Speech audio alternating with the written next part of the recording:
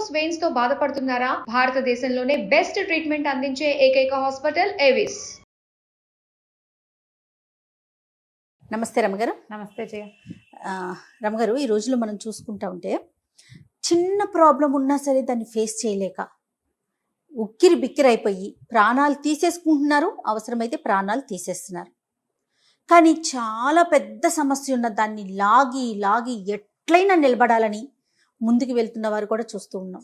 అంటే హ్యాండిల్ చేయటంలో చాలా డ్రాస్టిక్ చేంజ్ కనిపించేస్తుంది. ఒక్కొక్కరు అమ్మో ఇంత ప్రాబ్లం ఉందా వీళ్ళకి అనుకుంటాం, వీళ్ళకి ఏమి చూసి చిన్నది కదా అంటాం. అది వాళ్ళ మనస్తత్వాల మీద ఆధారపడి ఉంటుందంటారా? డెఫినెట్గా చేయ.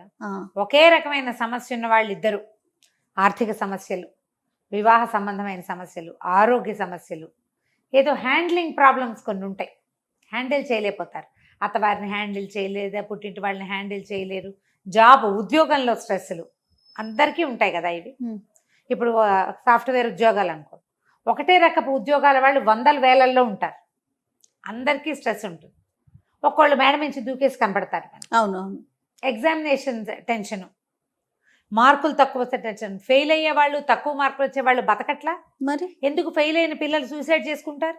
మొన్న చెన్నైలో ఒక కేసు, ఆ పిల్లాడు నీట్ క్వాలిఫై అవనని సూసైడ్ చేసుకున్నాడు.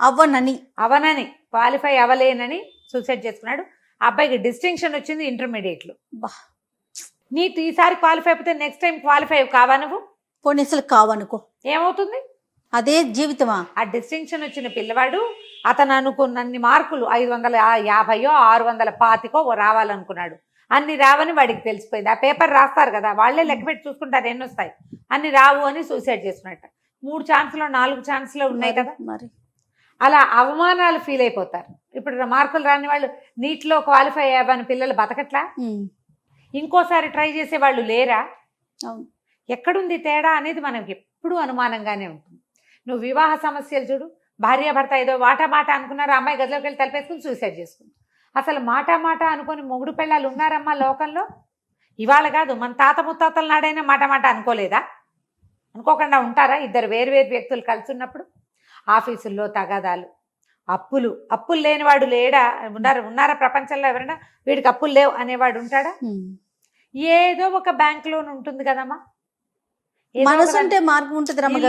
బండికో, కారుకో, ఇంకో దానికో, పిల్లల చదువులకో ఈఎంఐలు కట్టరు. ఎంత సహజమైంది. దానికోసం సూసైడ్ చేసుకుంటారు. అప్పులు తీసుకోవడం, అప్పుల వాడు పదే ఫోన్ చేస్తే సూసైడ్ చేసుకోవటం. ఇవి కాకుండా ఇంకా వేరేవి బెట్టింగ్లకి వాటికి వీటికి డబ్బులు తగలబెట్టేసేయటం, ముందు ఆలోచించకపోవడం, సూసైడ్ చేసుకోవటం. ఇవన్నీ దృక్పథాల్లో తేడా చేయాలి. ఆలోచన దృక్పథమే దీనికి మెయిన్. సమస్యలో ఉన్నాం, వేచి చూసి హ్యాండిల్ చేద్దాం అనుకోరు. అవును. హేస్టీగా నిర్ణయాలు తీసుకోవటం, వీళ్ళు అన్ని పనులకి అలాగే ఉంటారు. ఒకళ్ళు ఉంటారు ఏదైనా అయినా సరే తమ సమయం కోసం వేచి ఉంటారు. కష్టమో నిష్ఠురమో ఎట్లాగొట్లా గెంటుతారు. మనం అట్లా గెంటే వాళ్ళని మన చుట్టుపక్కల ఎంతమందిని చూస్తాం. అవును. ఎన్ని సమస్యలు ఉంటాయో. భార్యాభర్త మాట్లాడుకోకుండా 20 ఏళ్ళు 18 ఏళ్ళ నుంచి ఉన్న వాళ్ళకి తెలిసిన వాళ్ళేం పెద్దగా మాట్లాడుకోరు. అయిందే ఆవిడది కలిసే ఉంటారు, ఒకే ఇంట్లో కలిసి పిల్లలు పెళ్ళిళ్ళు అవి చేసేస్తారు. క్లోజ్ లేదు. ఇట్లా ఏదైనా అని తేడా రంగానే అమ్మాయి వెళ్ళిపోతే అబ్బాయి పారిపోతాడు. ఇప్పుడు పుట్టింటి పంపించేసేయటం, పోలీస్ స్టేషన్లకు వెళ్ళిపోవటం. అవే కొట్లాట్లు వచ్చిన వాళ్ళు ఇంట్లోనే 2 రోజుల నుండి 3వ రోజు సార్ట్అవుట్ చేసుకుంటారు. సేమ్ గొడవ పోలీస్ స్టేషన్కి తీసుకెళ్తారు. గొడవ పెట్టేసుకుంటారు, మళ్ళీ కలిసి ఉంటారు. ఇవి అసలు పూర్తిగా దృక్పథాల్లోనే, వ్యక్తుల మనస్తత్వాల్లోనే ఉంటాయి. దీనికి ఒక మంచి లైవ్ ఉదాహరణ ఒకటి చెప్పాలి. న్యూజెర్సీలోనట ఎన్నేళ్ల క్రితం సంగతో ఇది. అమెరికాలో న్యూజెర్సీలో కెనెత్ అని ఒక కుర్రాడు ఉండేవాడు, ఓ 19-20 ఏళ్ల వాడు. ఆ అబ్బాయి ఫుట్బాల్ ప్లేయరు, బాక్సరు, ఇవి కాకుండా అసలు గన్ షూటింగ్ అవి చాలా షూటర్ కూడా అట అబ్బాయి. ఆ అబ్బాయికి ఎంతమంది ఫ్యాన్స్ ఉండేవాళ్ళు. 19-20 ఏళ్ళు అంటే వాడు 12వ ఏటి నుంచో 13వ ఏటి నుంచో ఫుట్బాల్ ఆడుతున్నాడు. లోకల్గా చాలామంది ఫ్యాన్స్ ఉన్నారు వాడి ఆటకి. అక్కడంతా అట్లా ఉంటుంది కదా ప్రపంచం. అయితే 19వ ఏట ఒక బాక్సింగ్లో మెడ కింద తగిలిన దెబ్బతో అబ్బాయికి పక్షవాతం వచ్చింది. ఛాతీ కింద భాగం అంతా చచ్చుబడిపోయింది. చాలా అసహించుకున్నాడు తన జీవితాన్ని. అతను వీల్ చైర్కి పరిమితమై నేను బతకలేను అనుకున్నాడు. అయితే ఇతను షూటింగ్కి వాటికి వెళ్ళేవాడు కదా, వాళ్ళ ఫ్రెండ్స్ ఎవరో అతనికి ఒక మంచి షార్ట్ గన్ ఒకటి గిఫ్ట్ ఇస్తే బాగా చెట్లు అవి ఉన్న ఒక తోటలోకి ఫ్రెండ్స్ సహాయంతో దాన్ని తీసుకెళ్ళండి అని అడిగి అక్కడికి వెళ్ళి వాళ్ళందరూ అటు ఇటు తిరుగుతుంటే ఆ షార్ట్ గన్ పెట్టి పేల్చుకుని చచ్చిపోయాట. ఈ జీవితం నాకు వద్దు అని.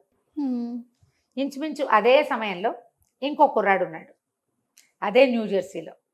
ఈ అబ్బాయి కూడా చక్కగా మంచి ఆటగాడు, చాలా హ్యాండ్సమ్గా ఉండేవాడు. అతనికి కూడా 19వ ఏట ఒక యాక్సిడెంట్లో నడుం కింద భాగం అంతా చచ్చుబడిపోయింది. ఒంటరిగా ఉన్నాడు.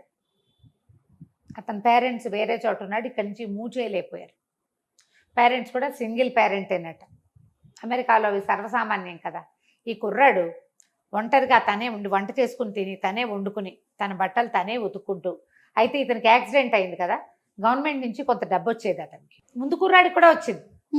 ముందు కుర్రాడు స్టేట్ ప్లేయర్, అబ్బాయికి వచ్చేది. ఈ అబ్బాయికి, రెండో అబ్బాయికి గవర్నమెంట్ సపోర్ట్ చేసేది. హాస్పిటల్ సపోర్ట్ ఉంది, గవర్నమెంట్ సపోర్ట్ ఉంది, కానీ ఎవ్వరూ లేరు ఆ అబ్బాయితో. ఎవ్వరూ లేరు, ఒక్కడే ఉండేవాడు ఒక చిన్న అపార్ట్మెంట్లో.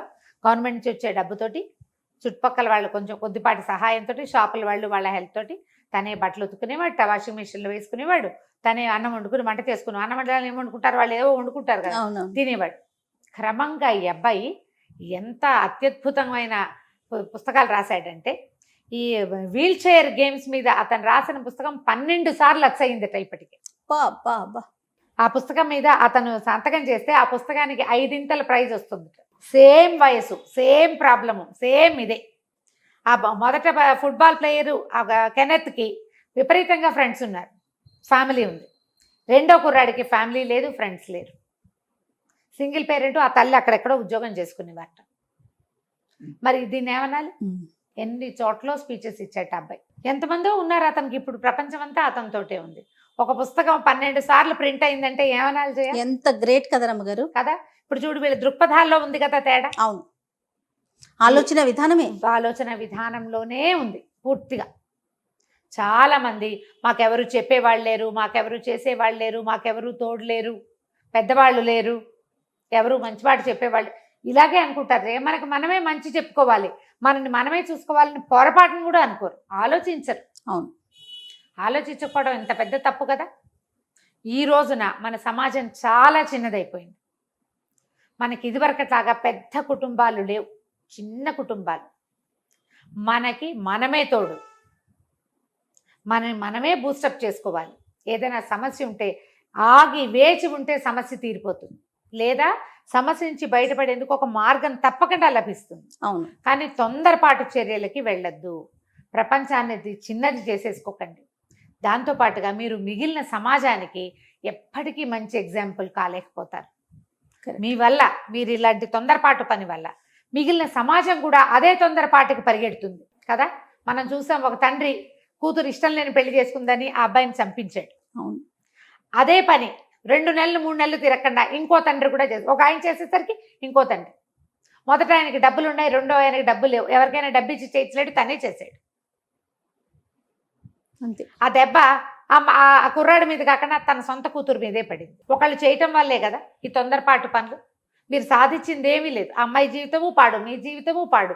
సమాజానికి ఇలాంటిది ఏదైనా చేస్తే చంపేయటమే మార్గం అని మీరు చూపిస్తున్నారు కదా. చచ్చిపోవటమో చంపేయటమే, అంతే. మూడో మార్గం లేదు లేదా? ఎందుకు ఆలోచించం మనం? ఎంత తొందరపాటు. పైగా మిగిలిన వాళ్ళు కూడా ఇలా ప్రోవోక్ చేస్తారు. ప్రోత్సాహం తీసుకోండి, ప్రోవోకింగ్ని తీసుకోకండి.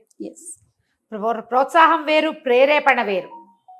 ప్రేరేపించబడకూడదు తప్పు చేయటానికి. మంచి చేయటానికి ప్రోత్సాహాలు తీసుకోవాలి. ఈ ప్రేరేపించబడి వారావీరా అన్న మాటలు విని అనవసరమైన నిర్ణయాలు తీసుకుని మీ దృక్పథాన్ని ఇలా చెడ్డ వైపుకి కాకుండా సరైన వైపుకి కనుక తీసుకెళ్తే సరైన దారిలో ఉంటాం. సమాజం సరిగ్గా ముందుకెళ్తుంది. రైట్, తప్పకుండా రమ్మగారు. నమస్తే. నమస్తే.